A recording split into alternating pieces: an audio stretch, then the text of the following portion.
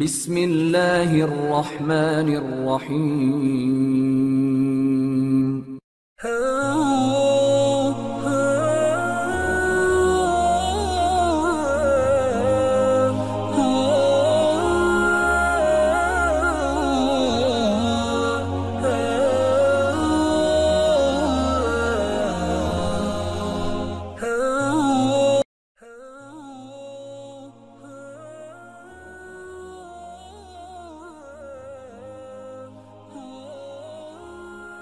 نبی کریم علیہ الصلوۃ والسلام کی ذات اقدس کے حوالے سے سلسلہ پنجتنی نے نوجوان نسل کی بہتر رہنمائی اور آگاہی کے لیے ایک سلسلے وار پروگرام حضور نبی کریم علیہ الصلوۃ والسلام کی امت کے لیے لمحہ فکریہ کے عنوان سے ترتیب دیا ہے۔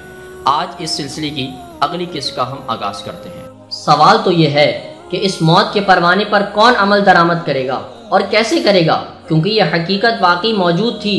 حالات نے وہ شکل اختیار کر لی تھی جسے خفیہ خط کے نام سے جانا جاتا تھا، اور اس خفیہ خط پر عمل درآمد کے طریقے کار کا منظر عام پر آنے کا انتظار ہو رہا تھا، جبکہ بظاہر ایسا تاثر دیا جا رہا تھا کہ جیسے بحران تھم گیا ہے اور پھر ٹل گیا ہے اور بادی الندر میں تنازع کو ٹال دیا گیا ہے۔